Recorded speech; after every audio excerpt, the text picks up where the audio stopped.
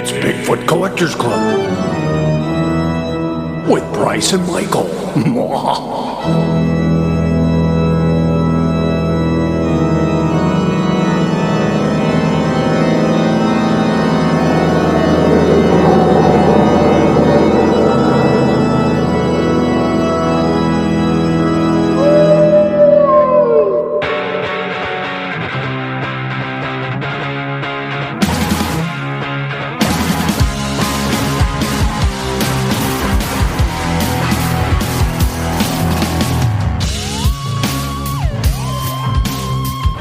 I know a ghost story or two.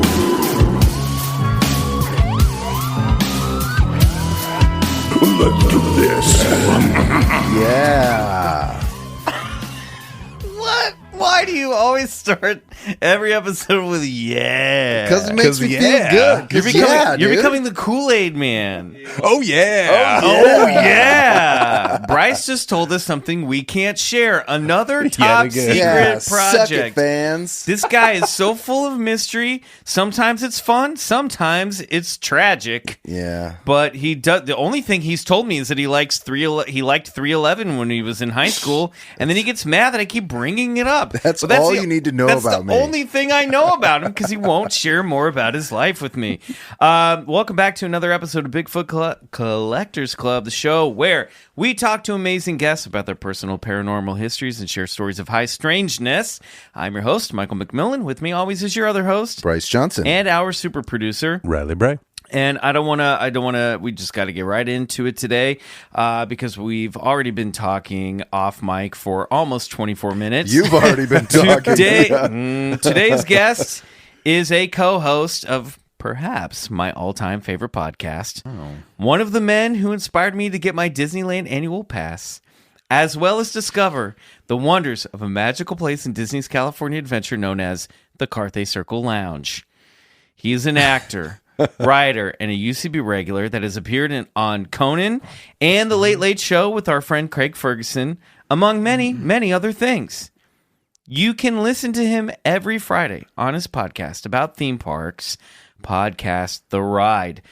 Children of the world, please welcome to the show, Mike CARLSON. Hey, oh yeah, Mike. thank you. Yeah. Thanks for having me. I feel like Disney owes us a lot of money. 100%. Good luck. Like even if I know, good luck, but like even if we curse and make fun of them sometimes, we're just like an ad for Disney. You are Yeah. a walking like there's no big I guess there actually is a Bigfoot theme park that we follow Yes. on the Instagram, which we don't promote, but we should. Also, I didn't know because I'd never been to Knott's Berry Farm except for Knott's Scary Farm that there's a Bigfoot at the Calico Rapids ride. Is there a Bigfoot Yes. on the ride? It's new this year. There was a Rapids ride that didn't have any fun animatronics on it, and then they decided to redo some of it, and they threw a bunch of robots on it, including the Bigfoot at the end, which is funny because the ride used to be called Bigfoot Rapids. Right. And it's not called that anymore. It's called Calico River Run or something, Calico River Rapids, and now Bigfoot's on it. So Bigfoot was not on it before when it was called Bigfoot. Have you seen the Bigfoot? I have seen the Bigfoot. What's yes. it look like? Is it cool? It is cool. The art, when they were like, this is what's going to be, like Bigfoot was like 20 feet in the air, and he's about 5'9", I feel like now. He's a cool. short, he's a He's a juvie. juvenile Yeah. Bigfoot. Yeah, he's cool. I mean, he's when you go under the, like, I guess it's a waterfall in this little cave, he's kind of like doing like one of these. But It'd be like if on the Jurassic World ride, no, it's Jurassic World. Yeah, if yeah. they put the baby T-Rex on it instead of the full grown T-Rex. yes, It just doesn't seem right. If you're going Yeah. to go for a Bigfoot, I mean, go big. I agree with you. I think the problem is Knott's doesn't have the biggest budget in the world. No, what's an extra few feet To cost? be fair, the Yeti on the Matterhorn is not that tall. Right. It's got to be 4 Right. feet tall. Yeah, it can, and it's leaning, so you can't quite tell the full height. But isn't there the old Yeti? You could kind of tell. Well, the old Yeti is now in Guardians of the Galaxy. Yes. The Collector is the character from Guardians of the Galaxy who owns the ride in canon, and he's a big Disney Parks collector. Yeah, it turns out he's a canon head. He loves collecting like species from the galaxy, and also he loves memorabilia from Disneyland. So that's just a thing about him we didn't know. And he has Harold the Yeti, who is, not that tall. No, he's not, because he's up on top of a shelf in the pipe room. Yes, he's in the pipe room. Which is my favorite thing. One of the things you guys have pointed out on the show is after the whole Guardians facelift, there's still steam pipes in the basement of the Collector's Citadel or whatever it is that appeared in Disney's California Adventure, according to the storyline. Yes, you have to go through his sub-basement to get to the elevators. You would think... I mean, another budget issue, I feel like, where they're like, just put some different lights on the pipes and people will think they're like space pipes. We won't know. And it's fine. But they just threw some old stuff in there. We buy it. We go like, oh, these are his pipes. These are the collector's pipes. I was really excited this year when I discovered they dressed up the line to the Matterhorn. They kind of fixed the entrance to the Matterhorn. And then they put brand new Yeti footprint at the front of the line. Oh, that's cool. So you can take a picture with the Yeti casting. Yeah, he's great. Do you know the ride in Florida, the Expedition Everest ride? I know about it, know all about it. I know it's broken. I've never been on it. So it's got like a Yeti, and I forget exactly how tall it is, but it has got a Yeti robot that broke very early in the ride, like in the process, or excuse me, in the life of the ride. It was like opening week. Yeah, it was already screwing up then, but it's like, if you look at, there's this Discovery's Channel special on Expedition Everest, which is great. I watched that. And the literal robot looks like it's 20 feet tall, and it's got these claws, and it looks so scary. So, like, I've been on the ride when it's not working, and it's just this giant thing that they throw a strobe light on, which is like a bummer. But the problem is they built it into the ride, so they would have to, like, dismantle the actual structure of the ride to get it out and fix it, unless they can figure something out. So it's stuck that way. But that original version of it is the coolest, scariest thing I've ever seen. That's the one you need. I think that Discovery Channel special was like one of the last like theme park hype specials I remember watching. I don't think I saw it when it first. I'm sure. Yeah, I did not see it when it first aired, but. That was like one when I was visiting my aunt and uncle, and we were just hanging out on the couch on a Sunday afternoon, and he always had like Discovery Channel on. Right. And I was like, oh, I gotta go here because there's a Yeti in it. Yes. And I didn't even know the Matterhorn had one until I moved out here to California. Yeah. It's Disney likes Yetis. They do like Yetis. I'm fascinated by this. Wow. Some there's a rich tradition. Was that Walt? Was Walt secretly into cryptozoology? I'm sure he was. He was a mysterious guy. Why wouldn't you be? You would think that. I mean, he liked fun, first of all, which I think all this stuff is fun. Yes. So maybe, maybe that came across.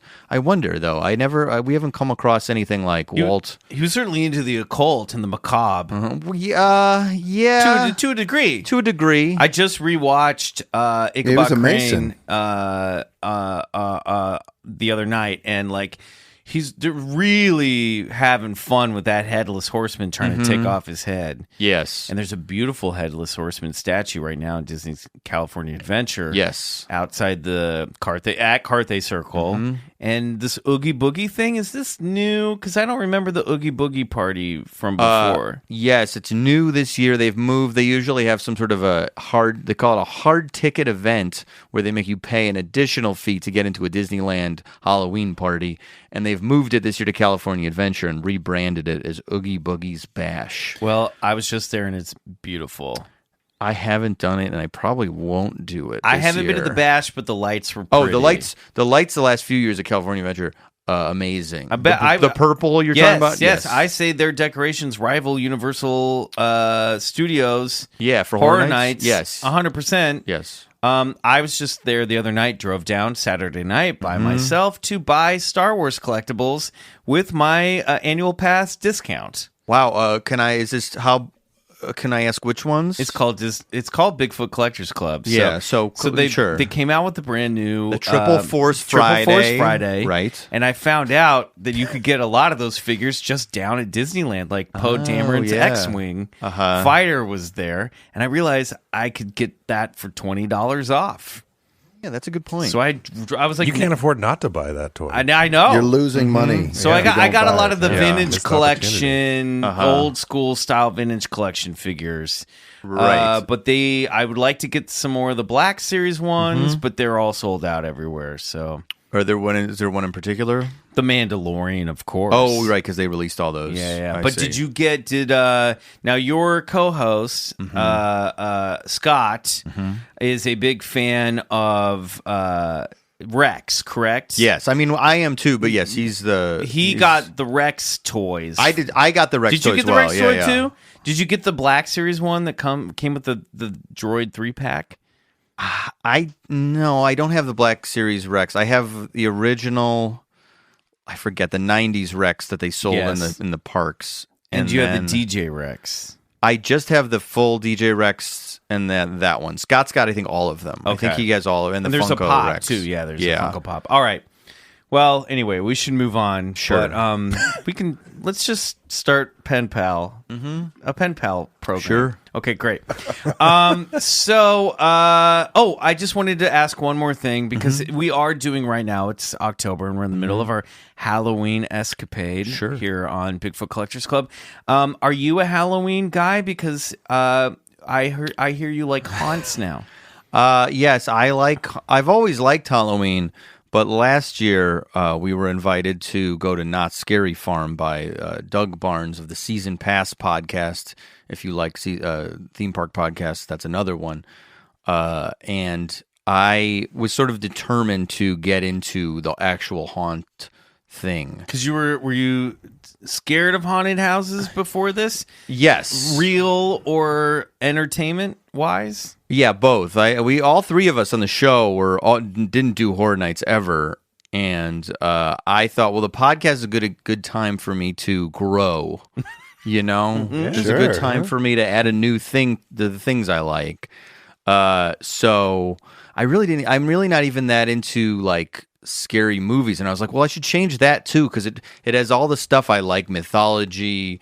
A bunch of sequels that are probably bad. Like, I like all of it. I like when stuff is bad. Yeah. So I was like, well, I should start watching these. So, like, I was watching Hellraiser. I'd never seen Hellraiser before. Have you watched the Phantasm films? No. Oh, on the list? That's on the list? You have to watch those because they are the best combination of bad and fantastic. Yeah, that sounds They're good. really good. Because I got into horror movies late, too, like college, because I was too scared to watch them. And then I was like, oh, some of these are just genuinely amazing. And then most of these are just like the best kitschy stuff you'll ever see. Because it's like...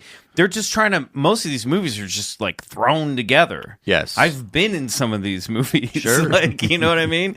So I speak as someone who's like, but you get like great effects, and then you get like bad acting. You know what I mean? It's like stuff like that, and then sometimes you get like great acting and terrible effects. Yes, I like all of it. It doesn't really matter. I'm trying to think of a good example of a non-horror movie that's like that. I mean, like Star Trek, honestly, is kind of like that, where like there's some hokey shit that doesn't work, and I like it just as much as like the best episodes of any of it. It's all good. It doesn't really matter. The movies or the TV show or both? All of it. All of it. So the next generation movies.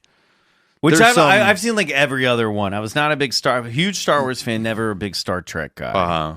But the last Star Trek: The Next Generation movie it starts out with Troy and Riker's wedding and like Data singing like "Blue Skies Shine," and they're like playing it for laughs, but it's also like doesn't work really. And then like Worf's drank too much, and like this like I swear, and maybe this is not right, but there's like comedy movie music, like oh no, what's going on? And they're like, this isn't playing at all. Data's so quirky. There's a moment in Return of the Jedi, which I rewatched recently, where Chewbacca does the Tarzan call as he's swinging on a vine. Well, and the I skiff? don't believe that. No, it's later he's getting on the ATST on Endor. Oh, yeah, And yeah. I do not believe that's a special edition thing. I think that was originally in there. And it was like, well, we should have seen the prequels coming. Like, Star Wars has always been cheesy. It's always been cheesy. Yes, well, that's a whole. I could talk about that for 3 hours Okay. about how like it's also how you should have seen Weezer being cheesy coming. Yes. Because if you listen to lyrics on Pinkerton, when it's taken out of the context of a very cool sounding album, there is some really embarrassing shit that he says in there.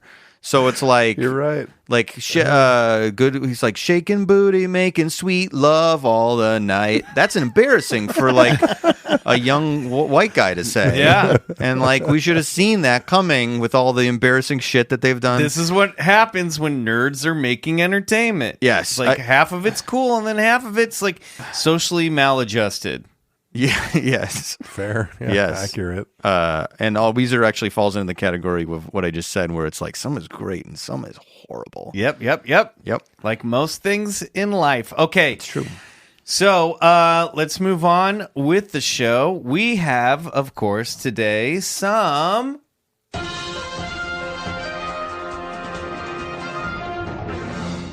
BCC news. So this article jumped out at me, and boy, oh boy, is it good. The headline was great. And then when I got into the article, I was like, fuck, this could be an entire high strangeness of itself. Yeah, it was a good This one. is from CNN Travel. The UFO seekers flocking to a remote Thai hilltop in search of Buddhist aliens. Nakhon Sawan, sorry if I butcher this shit. A hilltop in central Thailand is attracting UFO seekers who believe extraterrestrials hover above a huge Buddha statue, send telepathic communiques, walk across nearby sugarcane fields, and use a crocodile-infested lake as a portal from their planets, Pluto and Loku. Pluto and Loku paired like that sound like Ewok names. Yeah, for sure. Though it may sound like science fiction, a small group of individuals claims messages from aliens arriving in spaceships include plenty of traditional religious teachings too, leading them to believe they are actually Buddhist. It's all happening 3 hours by road or rail north from Bangkok in Nakhon Sawan, which translates to City of Heaven. So this group of people that are going there is led by this woman named Wasana Chuen Samnon, and she has a Facebook group called UFO Kaukola, which is named after the hill where her group goes to meditate to talk to these extraterrestrials. And now the local government is trying to ban these gatherings. They are saying because the area is an endangered forest. But people were really starting to set up camp and put up tents, and it became this sort of like tiny pilgrimage there. And I think the government's just trying to shut all this stuff down. Believers say it began in 1997 when retired Sergeant Major Sherd Shen Samnon, deep in Buddhist meditation at home, received mental messages from what he insisted were aliens. He told his family. They scoffed. And Wasana says, I asked my father to tell the aliens to show themselves. The next day, the aliens sent energy to spin my brother and brother-in-law. She says the two men were yanked up from the living room sofa and spun simultaneously like whirling dervishes out of the house and into the yard. Well, that'll do it. There's proof for you. So apparently Wasana, the daughter, said that while all of this is happening, she looks up out of a dining room window and she sees a silver UFO hovering over the house. So her dad starts to telepathically commute with these aliens over the next 3 years, dies in the year 2000, but not before he passes his abilities on to Wasana, the skeptical daughter, who now leads this group. And most alien encounters are reported near the family's home on the outskirts of Nakhon Sawan at Kaukola Hill amid sugarcane fields and Bueng Barafet Lake, which villagers warn is crocodile infested. This is the lake that apparently is used as a portal for these aliens to come out of. The aliens are described as slender, little silvery humanoids. Illustrations depict them standing upright on 2 legs with 2 arms and a bulbous bald head with a pointy face topped with a single antenna. Huge, glossy, almond-shaped black eyes gaze above a thin nose and a miniature mouth. Believers say silvery spaceships appear festooned with colorful lights or resemble the domed, circular, retro UFOs seen in low-budget 1950s movies. There are 2 types of aliens, Wasana says. One group is from the planet Pluto. The others are from a planet named Loku. Pluto aliens are made of energy, can appear in physical form, and are able to teach humans. Loku aliens have a physical body and knowledge of high technology. They work together. Pluto aliens worry about something so devastating happening on Earth, such as war or the environment, that it might impact their planet. They also want to give some people the ability to communicate with them, so if humans destroy everything in a nuclear war, the aliens will be able to help survivors rebuild human civilization. The planet Loku is in the Milky Way galaxy, but they didn't tell us where. Wild. Isn't this great? Yeah. Classic Yes. contactee case. Also, I love that it's an old school kind of alien. Like, so we talk about on the show, Mike, that some stories, you know, especially in recent history, have been the classic, like X-Files, gray aliens. Right. But we've uncovered awesome stories from the 50s, 60s, 70s, and some in the 80s and 90s from other countries where the aliens that appear are more like the old 1950s sci-fi, like kind of retro aliens, like they actually say in this article. Right. So I was mostly excited that these weren't your standard alien grays. So do you guys like it more when it's something not what we like and not what you assume an alien looks like, when it's a little more creative, essentially, is what I'm saying? Absolutely. I mean, the all the different stories that we hear, I like the stranger aspects of them, you know? Right. Not tied to the usual stuff that so often we hear about, but Right. the strange stuff, because, you know, that's where all the good details are about what you're going to get down to, you know, what this phenomena is trying to manifest itself as. Strange. Yeah, I get excited when it is sort of like the cartoonier, the weirder, the stranger, Right. The better for me, because it is more imaginative in a way, and it's, you know, we talk about this term high strangeness, and this seems to fall into that category. Now, one could argue this is just your run of the mill alien It's pretty cult. typical, yeah. I mean, as strange as it is, it has all the common markers of like end of world times, ascended masters, communication with just a few people, and then spread the message through the group. So it has kind of all those kind of common markers that you find in, like you said, a UFO cult or that contactee experience from the 50s and stuff like that. I like it when it gets weird. Yeah, I mean, I agree with that. I'm trying to think. Do you know who Grant Morrison is? Of course. He Yes. has an alien abduction story. Yes, this is very similar to his, where he ran up like these steps. in Kathmandu, I believe. in one breath, which the legend was, if you do that, you achieve enlightenment. And then that night, do you want to tell the story? Do you remember it well I'm trying to enough, Mike? remember. I might not remember well. Wasn't it like some sort of like globs of gray, silvery stuff? Yeah. Yeah, because I like that. I agree with what you're saying, because I like that, because I go, well, that's not what you expect the aliens to look like. It's just globs of metallic. Yeah, he was in his hotel room later that night. He said he didn't really feel anything. No drugs, he claims, that day. You took the words out of my mouth.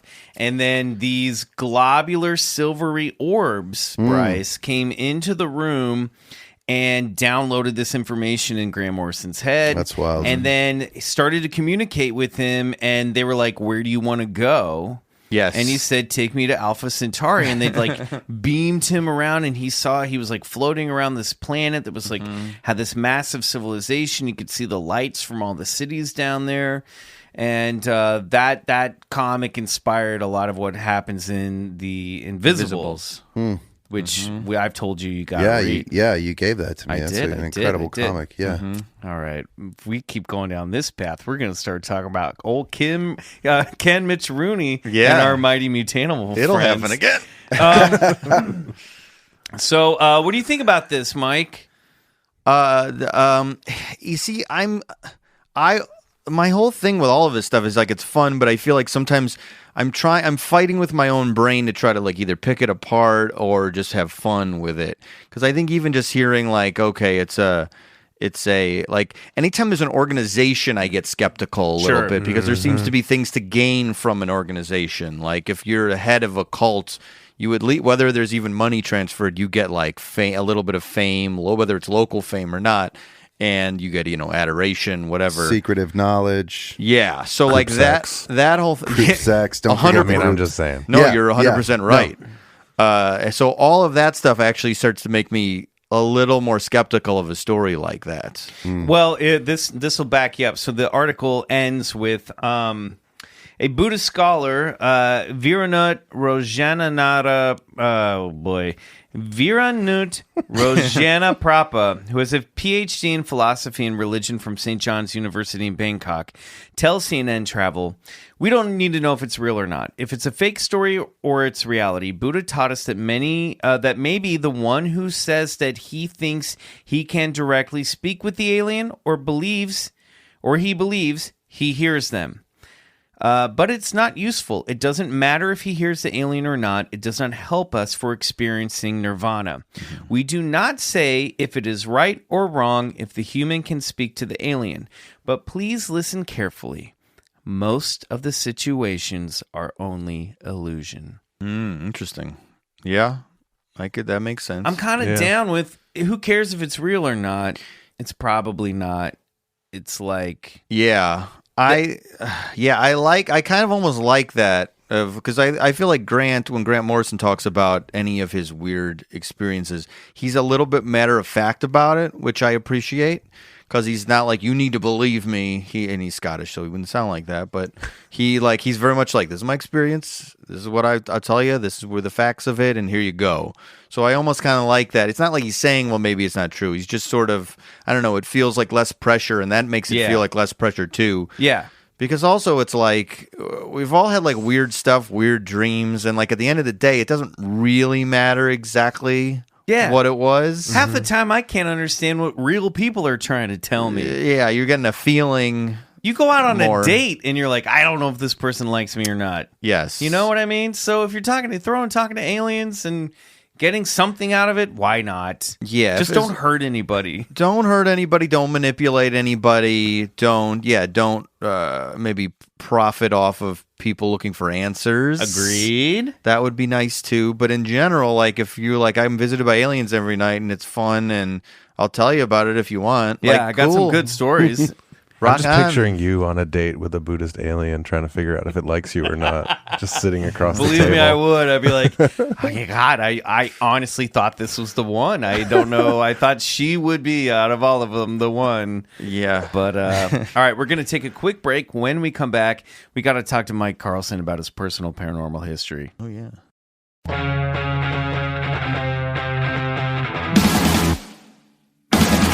So, Mike Carlson, yes. We ask everybody here on the show, what is your personal paranormal history? It's not tremendously exciting. I remember the first thing that ever happened to me that felt like supernatural was two girls convinced me to drive down this thing called Cuba Road, which is around where I grew up. Now, where did you grow up? This is Schaumburg, important Illinois. Okay, Schaumburg, Illinois. Northwest suburbs of Chicago.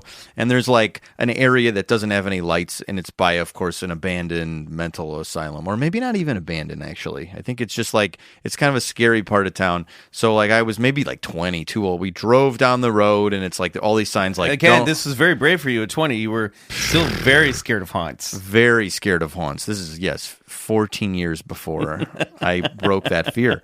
So I'm driving down there, and we're driving, and there's just all these animals on the road because there's no lights anywhere, and there's signs that just keep saying, like, if you get stuck, here's the number to call, but turn around. Like, there's all these horror movie signs saying, leave. Like, don't do this. Like, what do they call those roads? Like when you're driving, it's like not unpaved, but like unmaintained county road. Yeah, there's something like where you're like, Yeah. oh, if we go further, there's just be lots of nails here. I can't remember the term. I know what for you're it. talking about, but I don't know it either. Uncultivated. What was it called? I have no Bryce, idea. help me. Yeah. Dead end? You know about men stuff. Yeah. What, uncultivated dirt roads? roads You know and dirt such. roads. Let me and shit. look at my road glossary. I have no Anyway, idea. anyway. You think of an unincorporated county? No. Unincorporated is kind of what maybe I'm thinking of. Anyway, I also don't know. I really need to look into this road more because there were houses there, and it just seemed like no house had a light on. So I don't know what was going on with this area. So This I don't sounds know. like a cult was living there. It's very possible, and it's not far from like a pretty like rich suburb too. So I'm not really not sure what the Is deal it was. rural? No, it's I honestly, as I'm saying this, it sounds crazy to me because it's not far from. What's like the Suburbs. closest McDonald's? How far is the closest McDonald's? That'll let us 5 know. minutes. Yeah. Okay. Fair enough. Okay. Not far at all.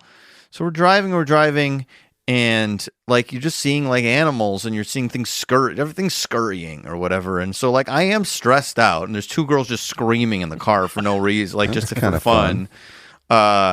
And we pull down, and I'm like, all right, this is fine. We're just gonna probably go around here. I'll turn around and leave. And I stop, and all of a sudden the car won't work. The car stops working. And this is like the most I've ever fully believed anything. Is I went, oh, I believe all of it now. Well, what's the legend of Cuba Road?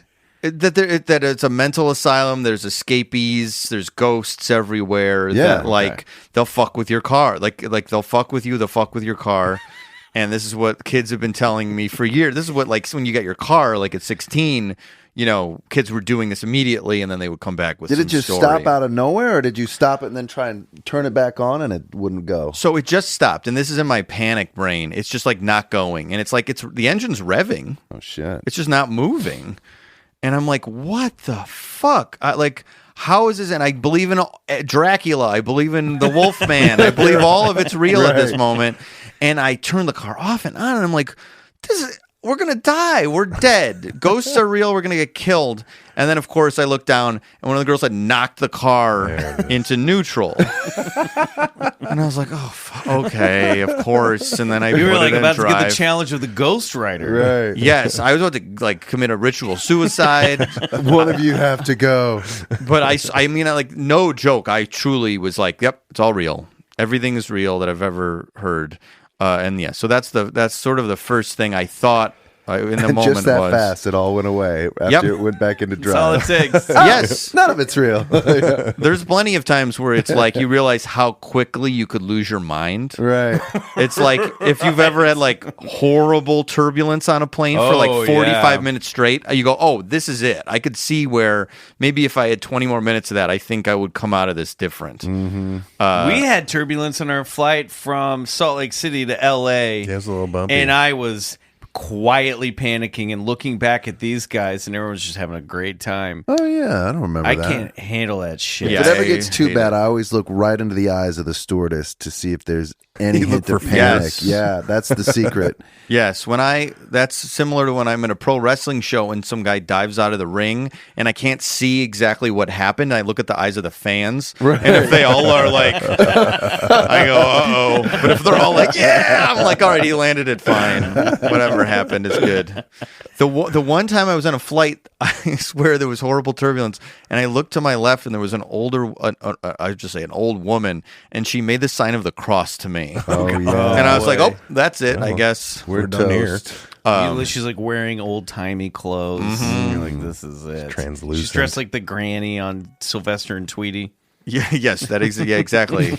She was like a vision of 100 years prior. I don't know why she's on the plane, but it's just a vision I was having. Doesn't you know what? As we said before, it doesn't matter. No, it does not. I That's your saw that. experience. That's my experience. Yeah. That's the message We you were honor that. getting. So my only UFO. So I do think this is a UFO story. I was sitting. It was coincidentally right by Universal Studios. My friend lives essentially across the street. If you know this area, like it's on the other side of Lancashire, and there's a big park field. And we were just standing. I was talking to my two friends. They were back to Universal Studios. I was looking toward Universal Studios, and this was the park was closed. This is about 7 years ago. And all of a sudden, I'm looking up by like the Sheridan or one of the hotels there. and I see like above the hotel, a light just appears, like a brilliant light just appears and shoots into the sky. Whoa. Oh, fuck yeah. Straight up. Wow. That's not And I normal. was not drinking. There was, just like Grant, I was stone cold sober. And I went, wah! And I made that noise. They turned around, of course, saw nothing. And then Too soon. I mean, it's too fast. Too fast. Yeah. So like they were just like, huh? And I was like, there was a light appeared and then shot out of the atmosphere. What is that? Well, Right. what did your gut tell you it was? It's some sort of an alien thing. Yeah, Well, totally. alien Follow shit. that. Let's follow that white rabbit. Where does that? So what? That reminds me of the Temple of the Mount UFO video, just like yours. Did you ever see that? I don't think I have. Right over the Temple of the Mount, this light just appears sort of out of nowhere, and people are like doing the whoa, just like you were doing. I thought and then that it just one was a confirmed hoax. I think and then it that's just confirmed hoax. shoots up. Confirmed hoax? Was it? I don't know. I don't think so. I think it was some Really? CGI. Well, there goes my credibility. Proven fake. Proven shoot. fake. Well, it's a good one. February, It's an February exciting 21st. video. But it does illustrate what you're talking about. Right. The idea came from somewhere. Right. Yeah, they stole it from another They site. stole from you. Stole it from Or me, Mike's yeah. brain. Yes. Because my instinct is like, and I don't want to lead the witness here, but like that, I'm like, because you hear stories about people like in San Diego, there was we haven't done this on the show yet, but there was like a mass group abduction that happened in the Del Coronado Hotel. At a UFO conference. At a UFO conference, they all experienced. What year is this? Not too long ago. I think like 20 years ago in the, about late 20 80s or something, right? Yeah, 90s, I Yeah. think. Yeah. But maybe there was like, that was like somebody abducting someone who was like on the 17th floor or something. Interesting. I don't know.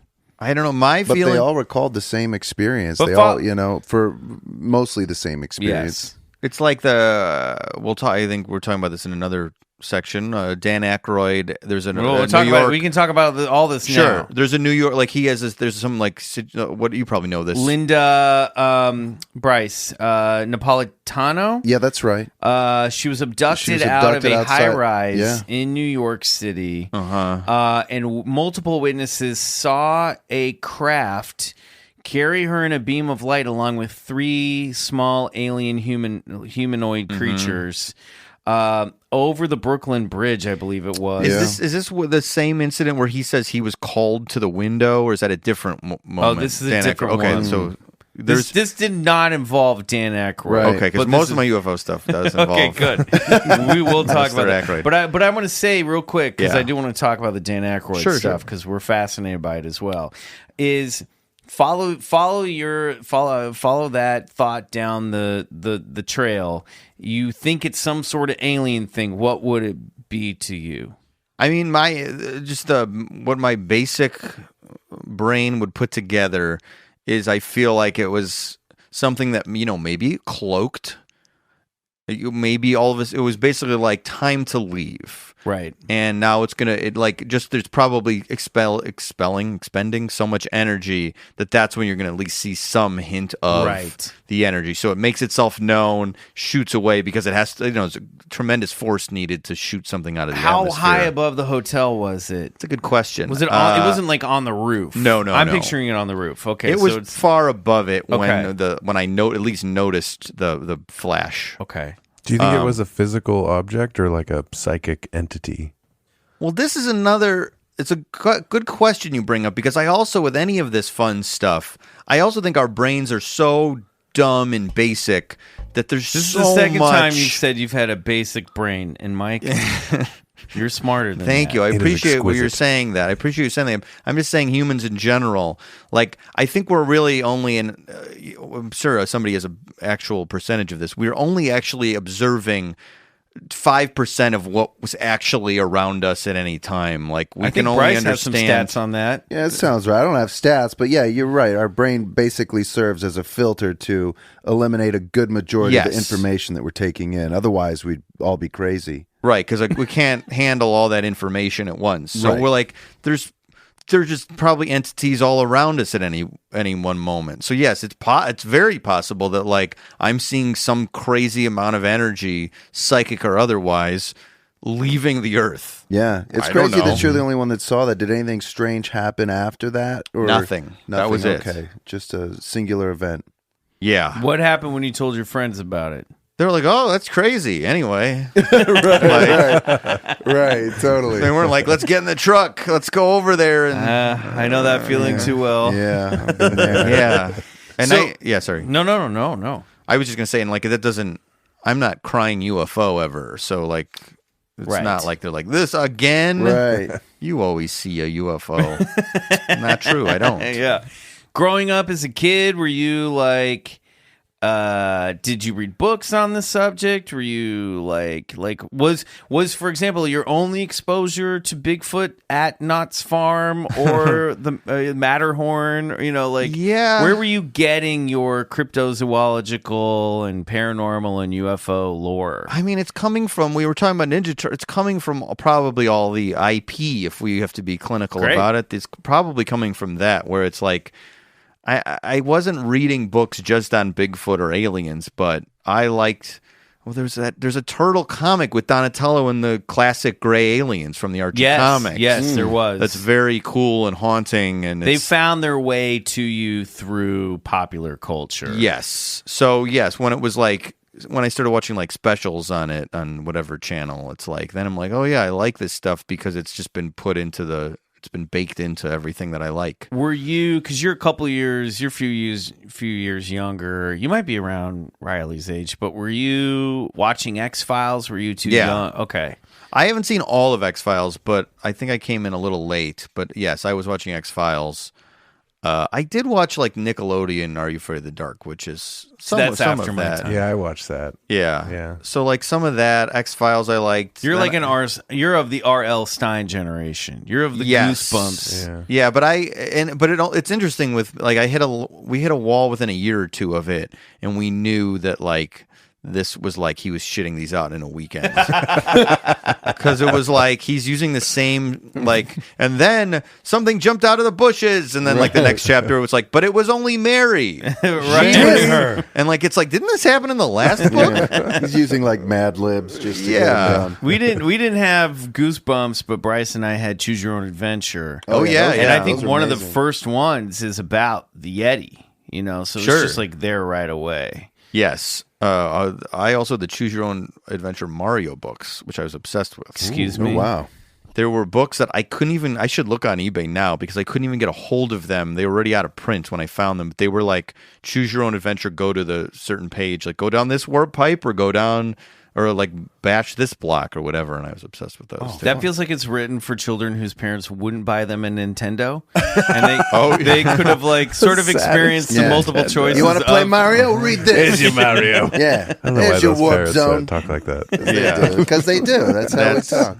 They're from New York. So of course, Dan Aykroyd, big part of pop culture. Oh, yes, of I mean, course. it's funny when you go back and watch Ghostbusters, of which he co-wrote. Clearly, he from the get-go, like the dumb choices that would come later in Star Wars, we should have known where Dan Aykroyd was ultimately headed with all this stuff. Because Ghostbusters has a lot of esoteric knowledge and paranormal knowledge like baked into it. Yep. Yeah, because his original, I don't know if it's even, is it commercially available? His original script for Ghostbusters is like 300 pages and insane. And it features like different Ghostbusting teams, I think, I've and like heard universes. rumors of this, but Whoa. there was like parallel universes in it or something. Yes, it was like he threw everything he knew at it, and then like Ivan Reitman and Harold Ramis came in and were like, okay, there's just like dudes in a college and there's a couple ghosts. It was like, Right. like they took all of this nonsense and like really pared it down and made it the thing that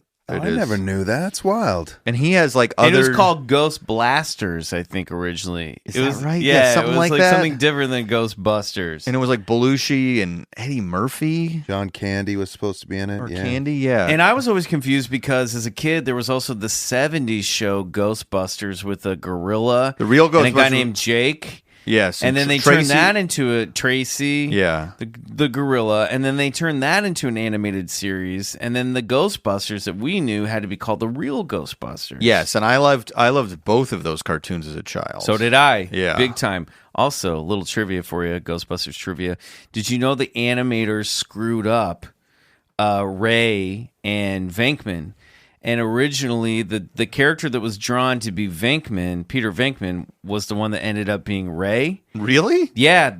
And if you look at it, you're like, Ray from the cartoon looks a little bit more like Bill Murray in the face. That makes sense. Yeah, he's got kind of a rounder face. Yeah, and then curly, cute and then hair. the one that was supposed to be Ray became Peter Venkman in the real Ghostbusters. It was like one of those, like the Legend of Donkey Kong was supposed to be called Monkey Kong, and then it was mistranslated from Japanese to English, and it was one of those things where like whoever the animators were on, like they mixed that all up, and then it was like the wrong character design got attributed to the other character. But if you look at it, you're like, oh, that makes sense, because the real Ghostbusters also didn't look like the real Ghostbusters, which was confusing. Not at all. Yeah, that is interesting, because I also think of Venkman in the cartoon as looking like the coolest of all of them. I know, me too. Of course, you think he's the coolest because he's Bill Murray. Yes. So that's interesting. But if Dan Aykroyd's behind it, maybe he'd want him to look like the coolest. Right. I'm trying to remember, like, if you put the Lorenzo Music did Venkman's voice, which blew my mind. Which is who did Garfield, and then Bill Murray would go on to do Garfield's voice. I know, which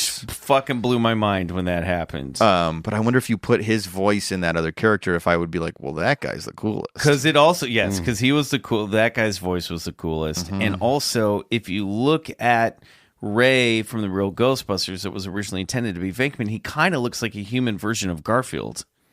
Oh, that's interesting. I'll look that up. Yeah. I mean, I know who to.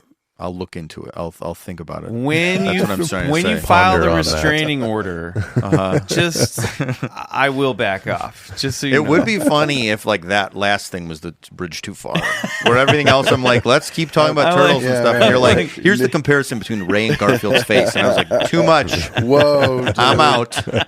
So I got to preface this by saying, boy, Dan Aykroyd, we'd love to have you come be on the podcast. He's got to do the pod. man. But boy, oh boy, he's into UFOs and Crystal Head vodka. Crystal Head vodka, which I believe is sort of the unofficial vodka of Horror Nights this year, because it is everywhere in the park. Oh, awesome. Really? Yes, the drink I had it in it. It was out. It was in City Walk. It was And everywhere. they have a Ghostbusters maze. Yes, that makes so much sense. He was on the red carpet at the premiere night when I was there. So, and he's got his vest on, and he's so interesting, because like very rarely do you see like a kooky occult guy who's also like a ruthless businessman. And I don't know that he's ruthless. I just mean he's so savvy when it comes to like owning things, and like I'm very interested in that, like separation from a creative guy who's a crazy businessman, which I guess you could say is like a Jimmy Buffett type, but then also like is hardcore into supernatural stuff. Oh yeah, have you seen Dan Aykroyd Unplugged on UFOs? I have it. I own it. I own the DVD of it. You haven't seen it? No, I have. Oh, okay. I own it. I thought you owned it but hadn't watched it. I have, yes, of course. I watched it on Netflix like 7-8 years ago. It's not available on Netflix anymore, but you can get it all on YouTube. YouTube. And it is, have you talked about it on the show? We have not. We've never brought it up before. It's all on YouTube, and it is like 90 minutes long. It is Dan Aykroyd being interviewed by this gentleman who I have some information about because I looked him up today, and I found some really great stuff. This is 2005. Extreme close-ups of Dan Aykroyd. Oh my God. And Dutch angles where you're like looking up his nose as he chain smokes and talks about the alien UFO conspiracy. Perfect. Yes, and do you know where he is? No. Because I've pieced it together. Okay. He's wearing his outfit in, I assume, a trailer on the set of Christmas with the Cranks. Oh my God. So he's got a red vest. That's amazing. And like, because I looked it up. That's it's like what he watching. 100% true. He's wearing that in the movie, and he's clearly just in his trailer, and he let David Sarita into his trailer, who I think also may have reshot his parts of the interview later. Yes, just like the opening of Once Upon a Time in Hollywood when it's the guy interviewing Cliff and Rick Dalton, and it's clearly the joke is that clearly they reshot the guy's stuff later. The guy who's reacting to all of his their jokes and stuff. Yes, for sure. And David Sarita. So I'm saying like, Dan lets David Sarita come in and interview him in his trailer. Like, he's got to come here and do an interview. That's what I'm saying. Yes, He's please. into all this stuff. 100%. So wait, David Sarita is a Canadian musician? No, I looked into that. I was excited that was him, but that's not him. But he is just sort of a... there were some people writing some bad stuff about him.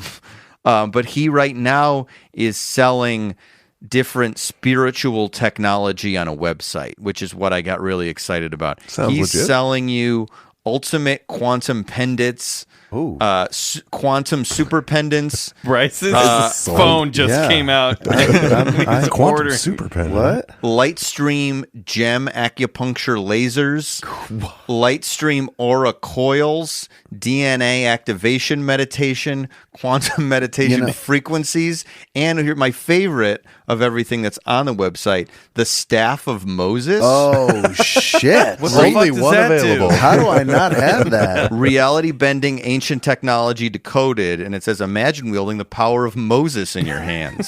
Sold. Everyone, you can rent it for a week, and then you have to return it after you've reshaped reality. Oh, that's Please, amazing. Is there And a more good deal. about the staff of Moses?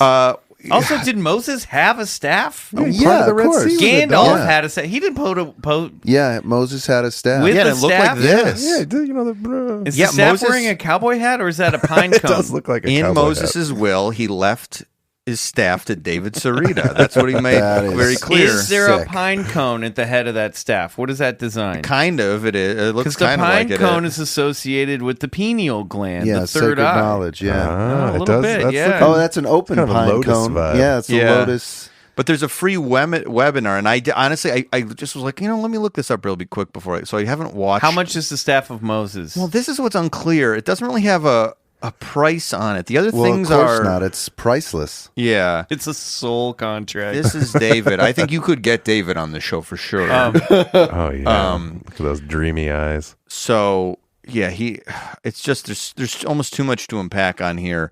But I love him. I will say that. I will pledge my undying love Well, to you him. got Dan Aykroyd, so I'm just saying. I think Dan Aykroyd's a hard get. I mean, we'll try to get him on the show. We'd love to talk to him. Because also, I have to say that it is funny watching. I was watching the UFO Unplugged, Dan Aykroyd on UFOs, Unplugged on UFOs today. And he really does walk you through the classic, just streamlined. Roswell crash led to alien tech, led to secret government experiments, led to, and he's big on the whole. The NASA tapes. They bring up the Paul Hellyer, the Canadian defense minister, who's like, I believe he was the defense minister, who is like all in on this idea that there are 23 races of aliens that are frequently visiting the Earth. And he's obviously a very powerful person in the Canadian government to come out and say this stuff. I think he's a producer on that Ariel School Phenomenon DVD as well. Who is Paul Hellyer? Aykroyd. Oh, yeah, because he Really? mentions Mac in this interview. Do you guys want to listen to a little audio from Dan Aykroyd right now? I would always like to Okay. do that. Is there another guy at his level who would just be like, oh yeah, let's let a weirdo come in and interview me for a while? Like, what? It is kind of like that documentary is kind of like a pre-podcast interview. Yeah, where clearly he just spoke for 90 minutes and then they just edited in visual, not even like maybe 45 minutes, and then they just edited shit Just in. like the music, the creepy music cues. I've seen 4. right. That, I've seen 4. So 2 in a high altitude sighting and 1 fairly close at the farm a couple of years ago. And then one really, really weird one in Montreal at the 23rd floor of the Queen Elizabeth Hotel. I'm sitting there with some friends and I see this. It looked like an air mattress, but 100 feet long by 50 feet wide, tipped over with the bulbs on the bottom, and it was moving slowly, and just it stopped, and then it turned, and it went out over the river, and we were going, what's that thing, Look, MUFON, MUFON.com, you want to get on there, there's sightings every week, there's pictures, photographs, people have cameras now. Lord Hill Norton, who was a British Defence Staff executive, said that we're being visited by 23 different species in 23 different kinds of ships. I'm not alone in this. This is, there's aviator, the Lawrence Rockefeller, the great philanthropist. he would watch these things come down and park in front of his house up in Aykroyd here, up the Hudson River, and they would wink at him, and he finally had to say, what are these things? And so he did a study, the Rockefeller report, and he went around basically paid some investigators to go around to sheriffs and law enforcement and pilots and get their stories. And if you want to Google a good one, Fortenberry Nash, Miami Herald, 1947. They saw 8 discs. They were flying a Capital Airlines plane from Miami, and it made the Miami papers. So there's thousands and thousands of people have seen. John Mack was a Harvard psychiatrist who was studying the concept of abductions when he died, and he wrote a book about it called Abduction. And there's a great movie about what he was working on at the end of his life. It's called The Aerial Phenomenon. And there were some school kids in Zambia, and they went out for recess. There were about 40 of them, and 2 orbs landed with creatures, and they came out and interacted with the children. And when they came back into class, they were animated, they were excited, they were disturbed, and the parents and the teachers were, what happened out there? So now they've gone back 20 years later to re-interview these witnesses, and it's really a compelling piece of evidence, quite striking. Mm-hmm. So there you go. That's from the Build series, and I don't know who he mentioned, but Paul Hellyer, who was the Foreign Minister of National Defense for Canada, he is the guy who is maybe there are 2, but he is. He is the guy who believes that UFOs are real and they're visiting the Earth. And he's written books about it. But the aerial school phenomenon right there. Yeah, that's such a great case. Not only because, they go back and they talk to these kids, like he said, 30 years later, but they all remember the exact same thing. Their story doesn't change, which means they're not making this stuff up, Right. But what's interesting about that case is, each person, each witness, they sort of describe different things. They remember for instance, some people saw 2 aliens, some people saw 1, some people saw them come close to them, some people saw them like hovering around the ship. So they all sort of experienced this phenomena through their own filter, which tells me that, this wasn't just exactly what, everybody thinks it was. Like 2 aliens that came out of 2 ships, and that's it. It was all experienced through each individual's own filter, and they all experienced it in a different way. Kind of like your encounter, the Universal Sheridan. Yeah, exactly. Mike. Before we move on to the next segment, excuse me, let's find out how much David Sorretta's charging for some of this stuff. I forgot to add this. So, and it's all on sale, I will add real quick before we start. So, like, for instance, the all-purpose Ultimate Pendant 18-karat gold, this is what this is. Beautiful. It is $3,975. That's not bad. That's a good deal. That's not bad. It's all purpose, man. Does it all. On sale from $4,995. That's a good deal. Okay. Savings. And there's 15 reviews, 4.5 stars out of 5. Let's hear a couple. Let me get to the very well made. This is 4 stars. Oh. Very well made pendant. I will start wearing this pendant every day to feel the sense of balance and raise wisdom. I love this. I will start wearing them. Not today. She's waiting for it to arrive in the mail. Right. 2 stars. As excited as I was to receive this pendant, it was a big letdown. I wore a Source Shungite pendant with the sound of the sun, and the first day I had it on, I felt like I was in a fog or distant from everything around me. Understanding that I may need to acclimate to the sun frequency, I tried to wear it off and on for a week, but I still felt off and not in a good way. I tried returning it, but unfortunately I was told by a very nice woman on the other end of the service line that they did not accept a return. Oh, Wow. no. Be forewarned. See, I have one of those Patrick Flanagan pendants. They're much cheaper, and they're just as cool. Yeah, What's a Patrick Flanagan? Patrick Flanagan was this like crazy quantum scientist when he was like 13. He was actually recruited by the CIA. A lot of people thought he was the reincarnation of Nikola Tesla. But anyway, he had these cool pendants that he made with the Meta Yantra like copper wiring forming this like tetrahedral grid. It's super cool, and they're only like $30, but yet they channel all that energy. I do. It's a bargain pendant, right? That's a bargain pendant. It's a smart pendant shopper.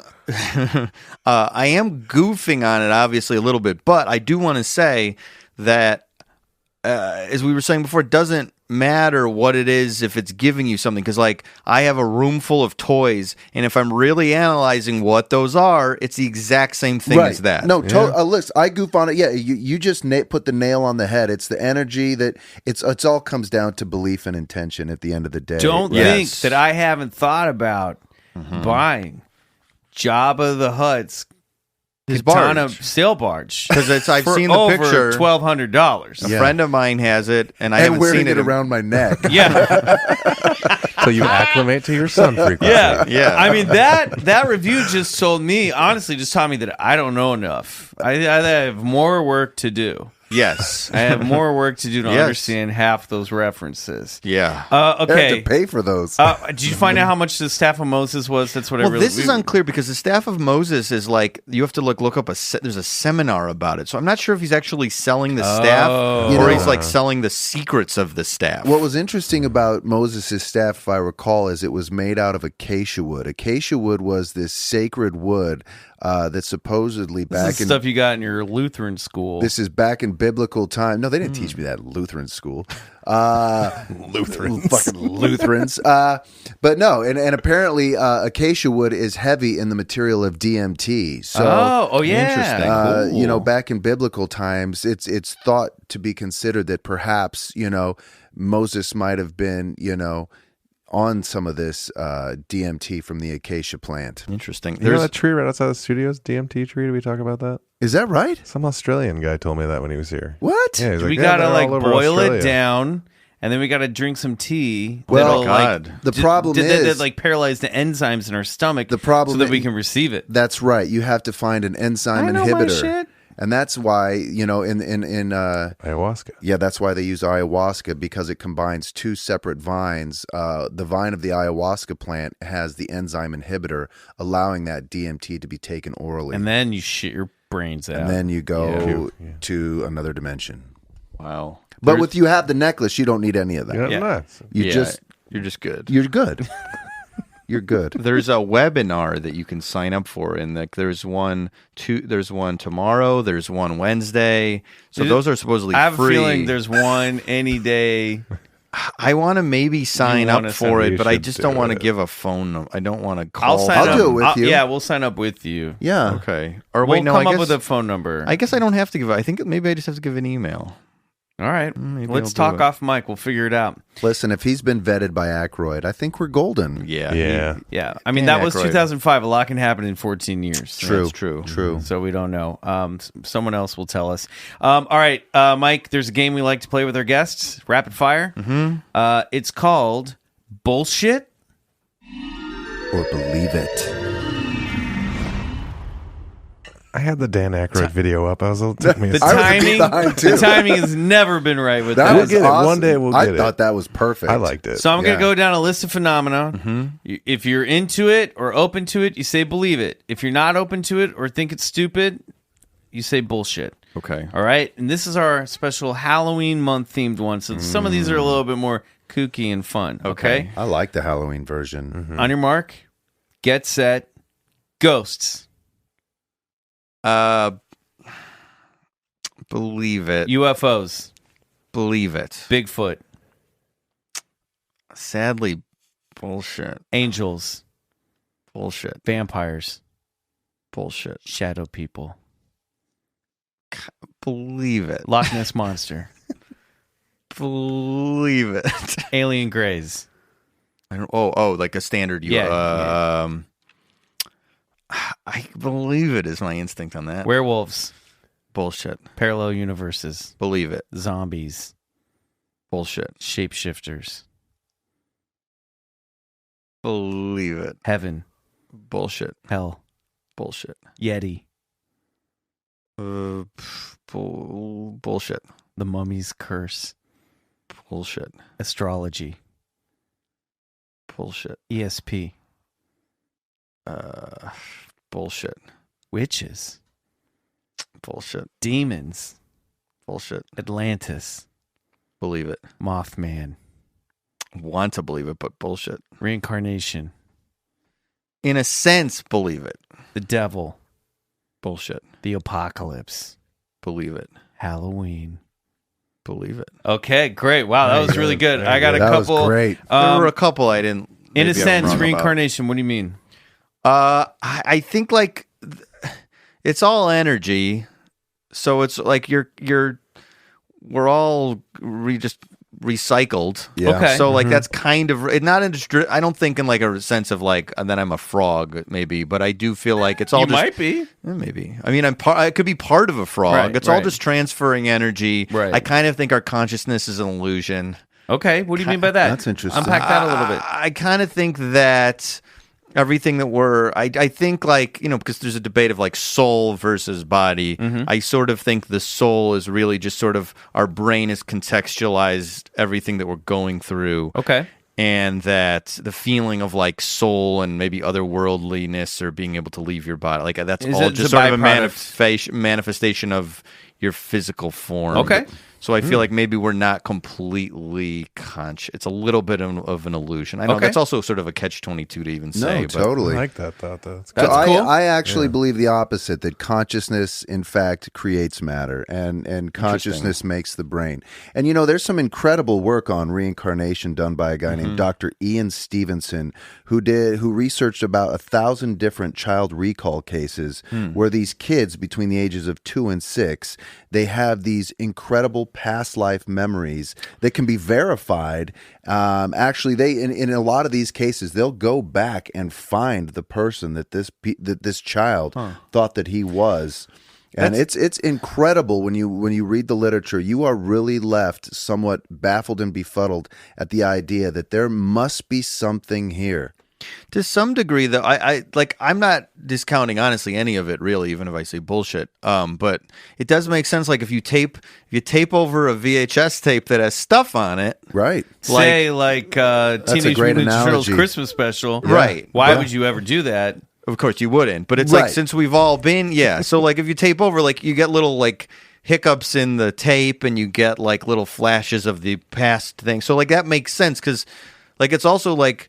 This is maybe this is not another rabbit hole, but it's like when I realized that we're all like what is it, new every 7 years? Oh yeah, that. So really, Oh yeah, Our cells regenerate. yeah. so it's like I remember thinking about Star Trek, and I remember thinking, because in the canon of Star Trek, when they transport, you're killed and a copy of you is made. That is Right. how they explain That's hardcore. It's hardcore. But then I go, well, wait a minute. This happens to us every 7 years. I'm dead. Like that guy is dead. It's just like I've been filled in with new stuff. Yeah, that's exactly right. And it's just copies. It's all it is it's copy, and then they're deteriorating because now I'm getting older. I'm not. Yeah. I've hit my peak at a certain point. Well, so. and that's such a great analogy, and it makes me think of the analogy that like consciousness lies outside of our bodies. It's like it's the same thing with our iPhones, right? The internet doesn't exist in the iPhone or within the components. Right. It exists in this unseen thing called the cloud. Yet there it is, and we can access it. And I believe the brain serves the same function as a receiver in a sort, and that things are just pulled down and experienced through our new regenerated bodies. My dad texted me with the brand new Apple emoji that he designed and asked me how he could buy a Bigfoot Collectors Club t-shirt from tpublic.com. He didn't understand how to use the website. I was like, you've already got your phone updated. You've designed your own avatar, and you're texting me and saying you don't know how to work this point-and-click website? Fair enough. That's cute. It's just funny. Anyway, tpublic.com/Bigfoot Collectors Club for all your merchandise needs. My mom figured it out. She bought a sweet hoodie. Oh, Oh, yeah, thanks, thank Riley's you, mom. Miss Bray. Not a Miss Bray, right? What's her last name? Go with Ms. Ms. Bray. Yeah. Amen. Well, I'm Big just looking at the supporter of the list show. here. You said, shapeshifters. You believe it? Yeah, that was a tricky one because the most recent thing I've heard is that Billy Corgan says he's seen shapeshifters, which I don't know. This one I was really torn on because I do think like in the way that like. You really did struggle through each one. I really enjoyed watching that. I was trying to really gave it a assess really it. good go at each one. You really went through your own psyche. Yeah, and I feel like this one I might be wrong, but like I don't know. I think sometimes depending on, like it's usually drug related, but you start seeing people in a different way. So I feel like maybe not shape shifting and like turning into a lizard, but like depending on what your state of mind is, you really start to see people and things in different ways. People so I don't know. This is the thing I was talking about before, the mythological realm where you see. Is that what you're talking about? Like maybe you'd see me as a goat man or something? A little bit like that, or like a flash of you from a different dimension, or like there's a spirit that's, I don't know. They do that in Promethea, the Alan Moore comic. Did you ever read? I've never read that. Oh, you might like it. I probably would. But there's a moment where they're entering like she's about to depart and go on a journey through all the Sephiroths of the Kabbalah and all the different like higher realms. Mm-hmm. And like at the gateway before her departure, she starts to look around the park she's in, and she sees the lead character, and she starts to see everyone shapeshift into what their mythological representation is by their archetype in life. And it's pretty cool. You know, the shamanistic view of shapeshifting and of medicine men wasn't so much that they would physically alter their bodies into these animals or creatures, but they would, using supreme empathy, they would gain insight into these characters or these, different animals, psychic motifs, and they would empathize with the wolf and become the wolf, and so it wasn't really so much a matter of like turning in like a wolf man or like a werewolf, but it was becoming the wolf from their own animus. Yes, the animus from their own psychic perspective. Yeah, that makes sense. I mean, I think maybe part of it also is my thinking was like.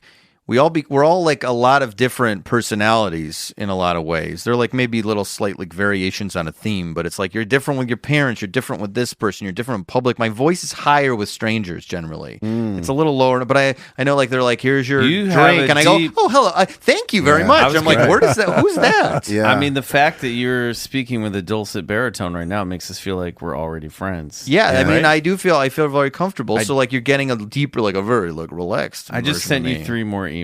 I think I said this. Check it when you get home. I always like the Japanese have a version that we wear, a philosophy that we wear 3 masks. One mask we wear out in public, one mask we wear out, around our friends and family, and one mask we wear alone in solitude. And there are 3 distinct different personalities, and that we all have that. And it's very true, we all take on these different personas, one in front of society and one in front of our family, and then there's the person that we are when nobody's around. But then who's wearing the masks? Exactly right. My dog. I'm never alone because I have dogs. Yeah. Oh, yeah. Well, that's you don't want to be embarrassed in front of her. But you're different with your dog than you are out. You're different with your dog than when you're not with your My dog. terrier fusses if I'm using the bathroom and she's not in there. So sure. Okay, we're going to take another quick break. When we come back, it is time for this week's story of Halloween high strangeness. Yay.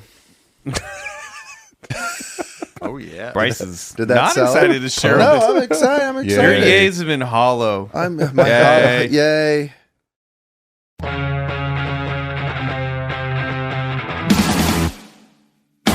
All right, Bryce. All right.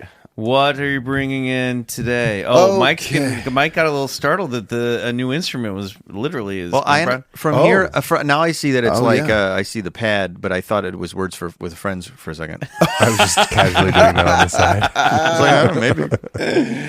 Yeah, Riley you're is gonna like kind of that checked machine. out around episode 53. He's been, Hey, I get it. ever since. This thing runs itself now. Yeah. Boys, it's Halloween time, and we are in the thick of it. And if you're like me, it's a special time of year. The veil gets thinner. People start embracing the culture of ghouls and goblins, witches and demons, ghosts and graveyards. Yeah, it's a good time to be hosting a paranormal podcast. And so with that, I bring you this week's story of high strangeness. Now, Mike, you might be asking yourself, Bryce, is there a common denominator in all this strange stuff you guys love to talk about? Why is he calling himself Bryce? He's you now. Yeah. Follow along. Okay. Keep up. Aliens, Bigfoots, ghosts, UFOs, fairies, psychic powers, and the whatnot. And I might look you straight into your eye and respond simply by saying, yes, there is. And that common denominator can be summed up in one word. Orbs. Yes, I'm talking about orbs, or balls of light, Ranging in size and color, these strange and seemingly intelligently controlled harbingers of the unknown have haunted and plagued mankind for just about as long as one can remember.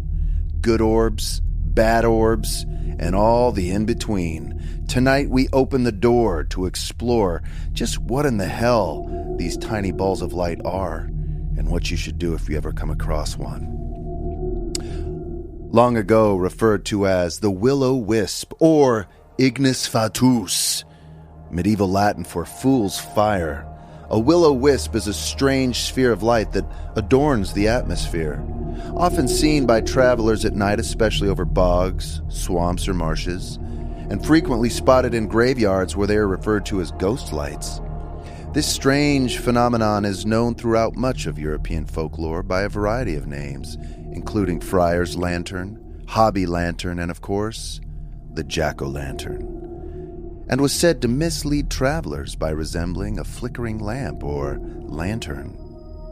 The term will-o'-the-wisp comes from wisp, a bundle of sticks or paper, sometimes used as a torch, and the name will thus meaning the will of the torch.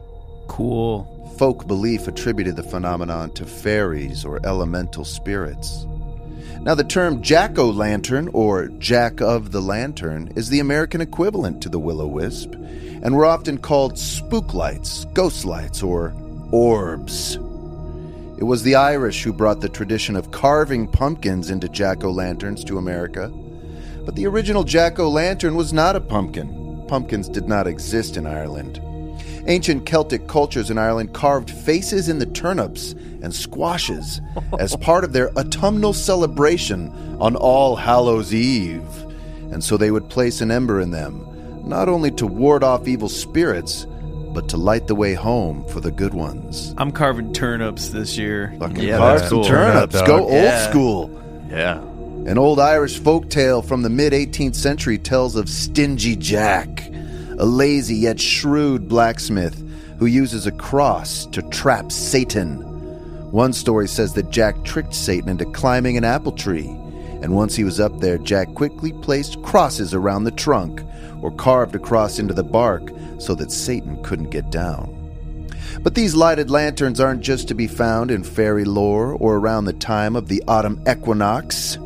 If you look close enough, which I have, you can spot these modern manifestations in just about every kind of unexplained phenomena, like crop circles. Ever since their arrival in the wheat fields of England, orbs, or light phenomena, has been observed in the region of the crop circles. Numerous observers have seen and even recorded on camera what they describe as balls of light that move very rapidly just a few meters above the field.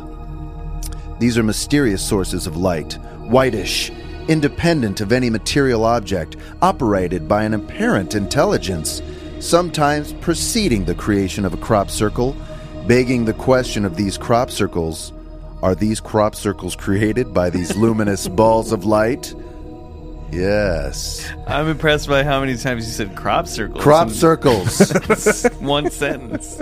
Or perhaps, Mike, you consider yourself to be of the New Age variety, in which case you may recall hearing that orbs are in fact angels.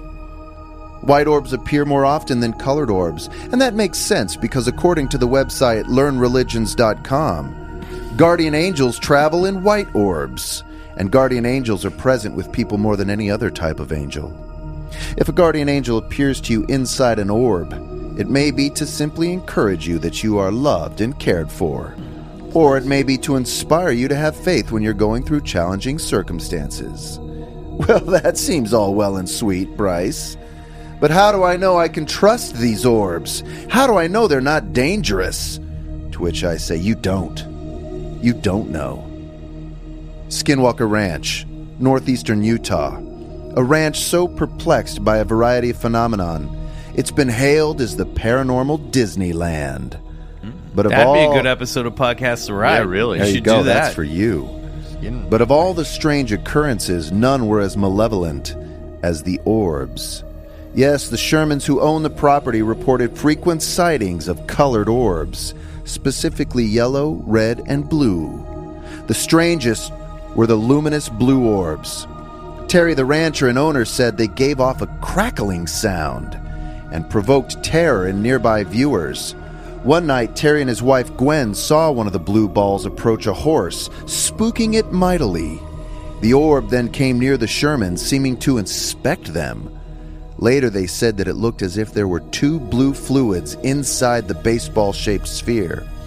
"That was the scaredest I've ever been in my life," said Terry. The Shermans said the ball came and went throughout the evening, and at one point, it hovered in the face of a cow as it started to leave. The Shermans coaxed their 3 dogs to chase it. The dogs chased the orb into a brushy area. The Shermans lost sight of the orb, and at that moment heard the loud, high-squealed pings of the dogs' pained cries. Terry was too scared to investigate in the dark, but the next morning he found what was left of the dogs, 3 greasy spots on the ground in the wooded area. The dogs were never seen again. That's fucked up, Bryce. Next you're going to tell me orbs and Bigfoots go together. Yeah, to which I say, you're starting to get the gist of this. In the early 70s, a man, Ron Moorhead, and his friend Alan Barry made a secretive hunting camp in the High Sierra Mountains. A.K.A. where we go to make out. That's right. Lake Tahoe and Yosemite National Park. You see, Ron had heard from a family friend that the hunting grounds up there were haunted or even cursed, as his friend reported encountering mysterious creatures that made horrific, intimidating sounds and left huge 5-toed footprints around their camp. One of the men even fled the site in terror. So being the adventurer that he was, Ron set out to see for himself. Armed with a set of tape recorders and cameras, Ron and Alan wanted proof. Once their hunting blind was made and night befell the camp, it didn't take long for the mysterious beings to arrive from a nearby ridgetop. And though they evaded being seen by their own eyes or the camera traps, the creatures whistled, screamed, chattered, and vocalized towards the men several times. After the invaders faded into the night, Barry and his companions found large barefoot prints in the snow and pine. But most impressive were the vocalizations from which these supposed Bigfoots caught on tape cassette, which would become known as the Sierra Sounds. Now, what's often never reported on what's considered some of the most impressive evidence of Bigfoot are the strange balls of lights, or orbs, that were seen by Ron and his buddy in their camp, often as a precursor to the night's events, leaving one to wonder, what do orbs have to do with Bigfoot? And last but not least, and providing more questions than answers, is the true account of the Israeli-born psychic who had the ability to bend spoons with his mind. I'm talking about none other than Uri Geller.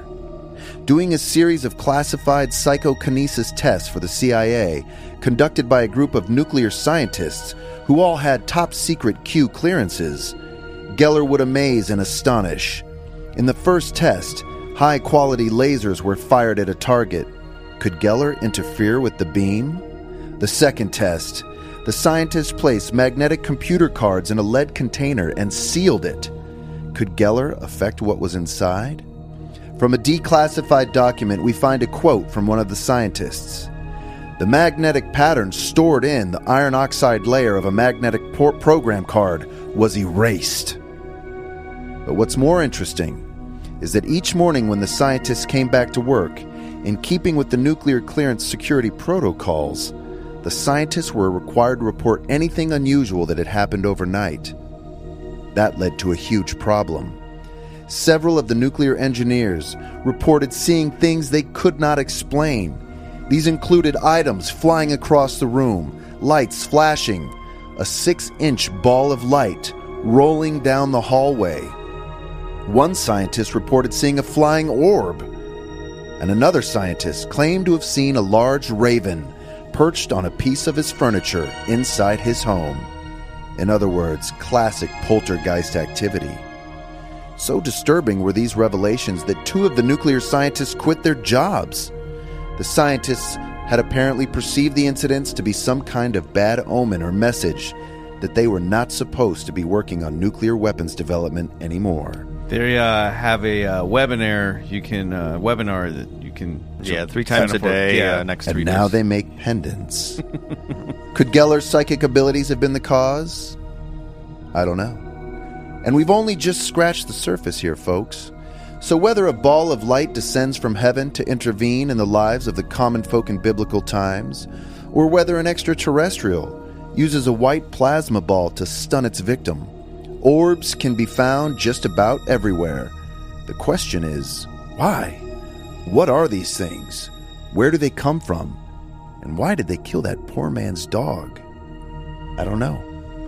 I do know that the circle, or sphere, is the most common archetypal image known to man. Carl Jung thought the image of a circle represented the self, signifying the unification of consciousness with the unconsciousness of a person, and representing the psyche as a whole.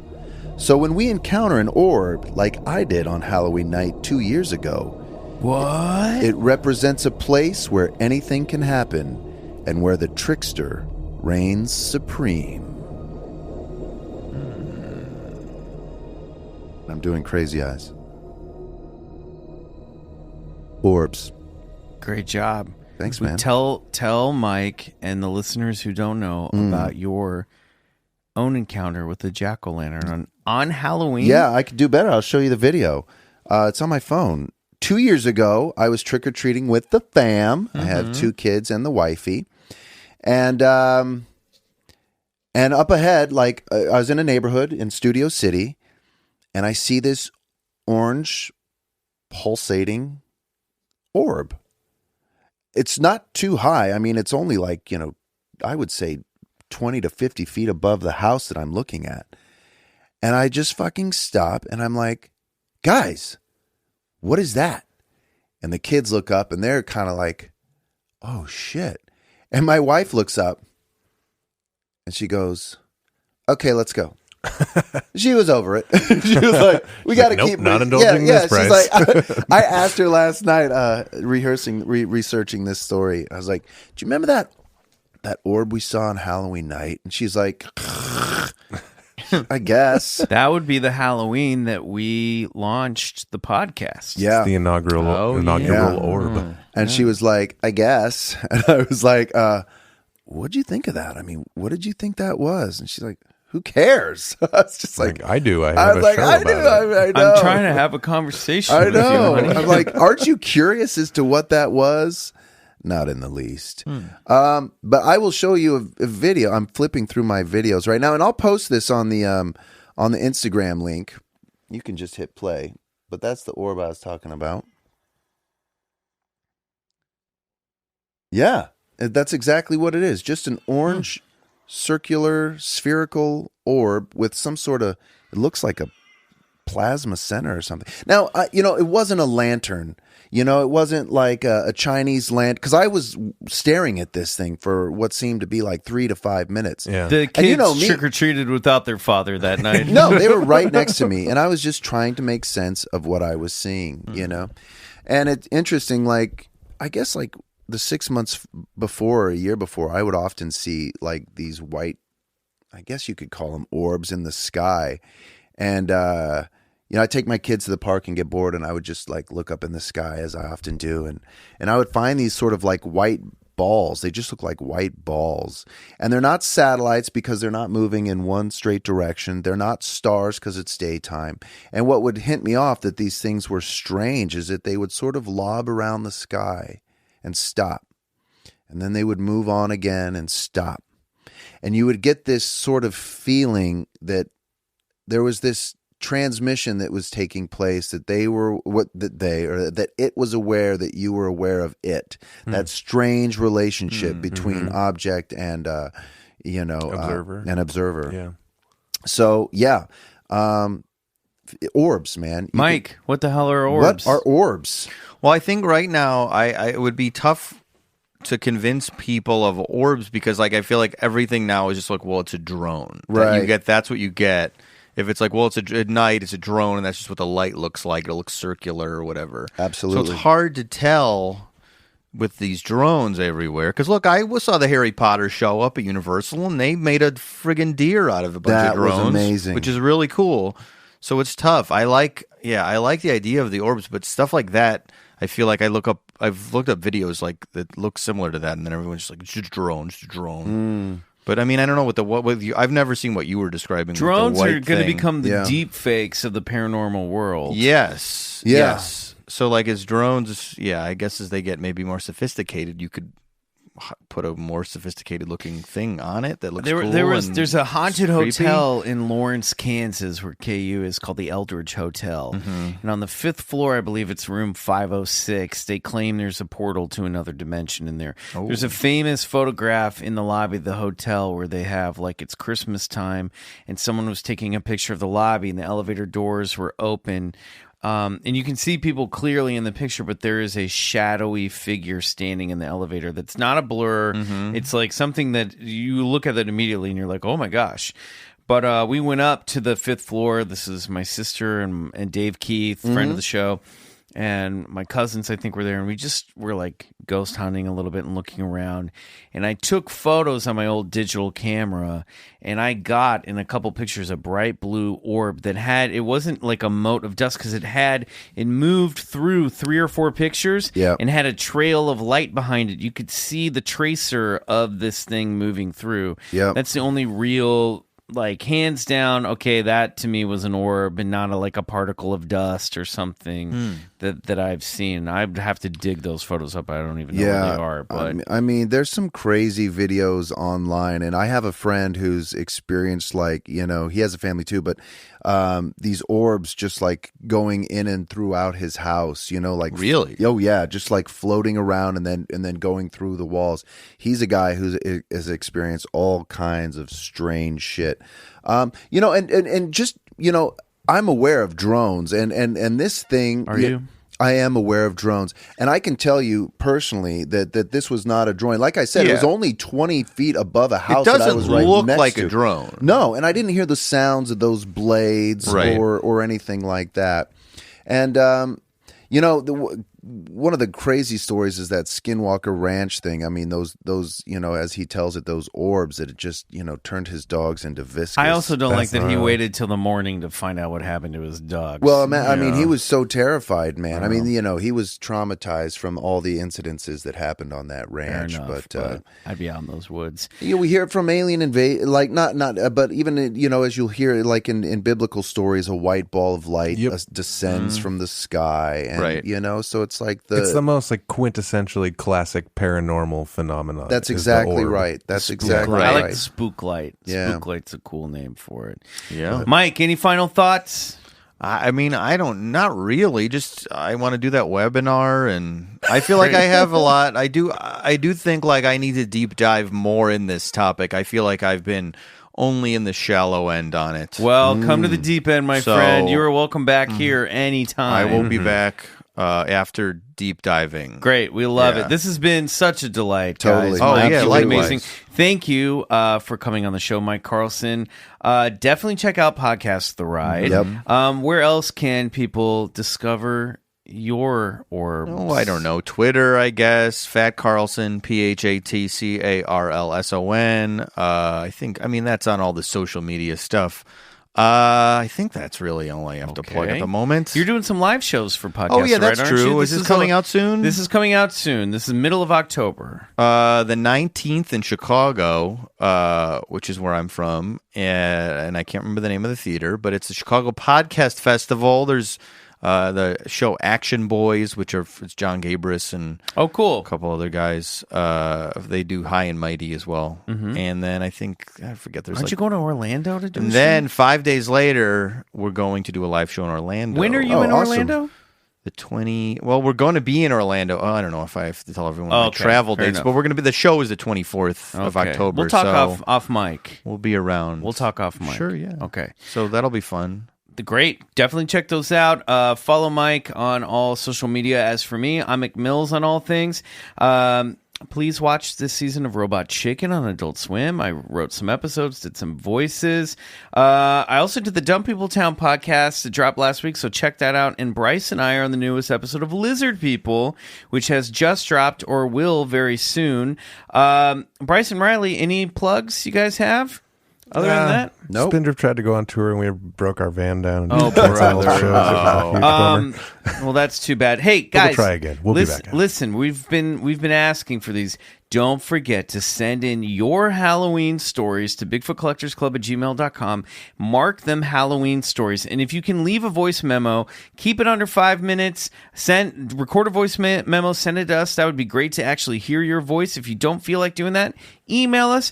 But we want to hear scary stories, Halloween memories, whatever you got, so we can put it on a special L-Files episode at the end of this month. Mike, thanks again. Hey, do you want to stick around and join us on the other side? Yes. Okay, Sweet. great. I want to thank you, our listeners. Until next week, this is Michael McMillan for Bryce Johnson and Riley Bray. Good night. And go get regressed.